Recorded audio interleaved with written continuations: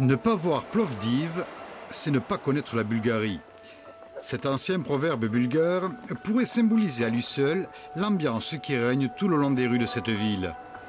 Une ville si fière de son histoire.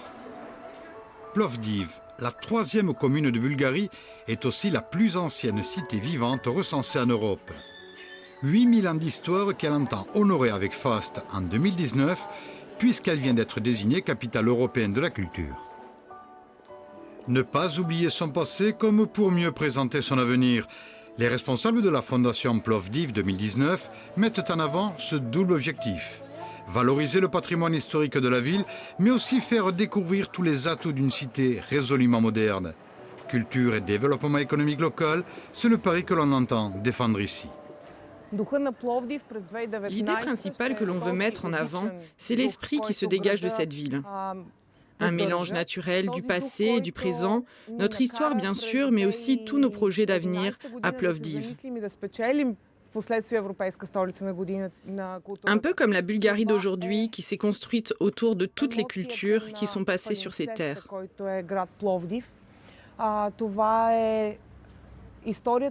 On a prévu 500 événements sur cette année. C'est une émotion et aussi une fierté pour nous tous. Chez nous, à Plovdiv, tout le monde se mobilise. Les artistes, bien sûr, mais aussi tous les enfants, tous nos bénévoles. En fait, pratiquement l'ensemble de notre population. Une grande motivation pour réussir cette manifestation internationale. La preuve, le 12 janvier prochain, pour l'inauguration de cette année européenne de la culture, nous réunirons sur la scène plus de 1500 personnes.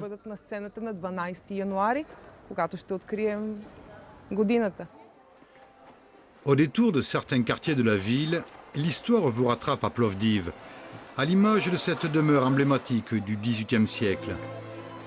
Des couleurs et une architecture d'intérieur des plus festives. Le XVIIIe siècle, une des périodes les plus sombres de l'histoire de la Bulgarie. Les invasions, les guerres de succession, des conflits permanents au détriment d'une population exsangue.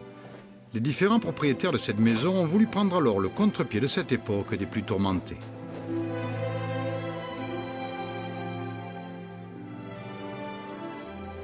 Lorsqu'on décrit cette maison, on parle d'hédonisme, et donc ces personnes-là, à la différence des autres, des plus simples sujets ici de l'Empire ottoman, pouvaient penser vraiment à la joie de vivre en se dessinant, en se créant ces intérieurs. Et chacun des intérieurs de ces maisons était différent, donc chacun avait le droit à exprimer son propre goût, engager le peintre qu'il voulait, le sculpteur en bois qu'il voulait. En 1985, Mélina Mercouri, ministre de la culture grecque, et son homologue français, Jack Lang, ont lancé cette idée de désigner chaque année une capitale européenne de la culture. Le projet était de rapprocher les Européens en mettant en avant la richesse et la diversité des cultures du vieux continent.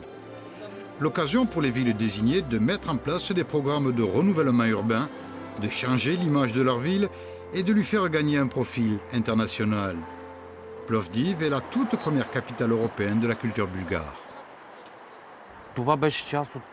L'idée majeure que nous allons essayer de porter durant cette année 2019 de la culture, c'est d'abord de rappeler tout le passé historique de notre ville, qui est très riche, à l'image de ce théâtre antique. Mais on veut surtout réussir à mélanger cette image de passé historique avec celle d'une ville moderne, bien ancrée dans son époque, un pari difficile, mais qui nous motive tous. 3 mois durant, un festival international lyrique se tiendra dans cet amphithéâtre romain. Ce sera l'un des moments forts de la programmation.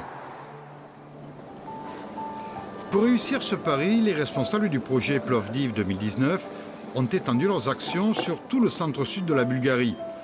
Des événements culturels seront ainsi présentés au-delà de cette ville. Un moyen aussi de trouver des financements complémentaires pour assurer le budget général de l'organisation. Le secteur privé a également répondu présent. Des retombées au-delà du tourisme sont attendues sur place. Finalement, on n'a pas connu de grandes difficultés pour réunir des partenaires autour de ce projet. L'enthousiasme général, ici, a permis d'ouvrir bien des portes. Par exemple, pour ce qui me concerne, j'ai passé 27 ans en dehors de Plovdiv. Je suis revenu exprès pour cet événement international et j'ai tout de suite ressenti cet engouement pour le projet Plovdiv 2019. C'est très contagieux. 4 ans de préparation, un peu plus de 300 projets mis en place et près de 500 événements culturels qui seront présentés à Plovdiv et toute sa région. La Bulgarie est l'un des pays les plus pauvres économiquement de l'Union européenne. Les retombées directes et indirectes de cette manifestation internationale restent essentielles pour cette ville. Cette opération Plovdiv 2019, capitale européenne de la culture, ne pourra avoir que des effets bénéfiques pour nous. On attend beaucoup de retombées pour notre économie liée au tourisme. Mais surtout, cela va nous permettre de faire mieux découvrir la Bulgarie, et Plovdiv en particulier. Cette ouverture aux autres vers le monde reste indispensable pour la Bulgarie d'aujourd'hui. On veut donner une autre image de notre pays. En particulier, rappeler que l'on fait partie de l'Europe. L'occasion idéale aussi pour montrer que l'on peut faire des affaires, du business à Plovdiv, mais que l'on peut en même temps découvrir un tas de lieux historiques, voir de beaux festivals et s'amuser vraiment.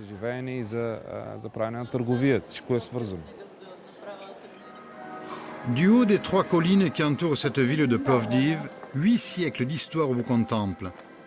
Thrace, romaine, mais aussi byzantine, cette cité est un carrefour de toutes ces différentes cultures. Le long du fleuve Maritz, cher à Sylvie Vartan, les 350 000 habitants espèrent beaucoup de cette année européenne de la culture. Un coup de projecteur pour exister internationalement et acquérir une reconnaissance que les charmes de cette vieille ville méritent amplement.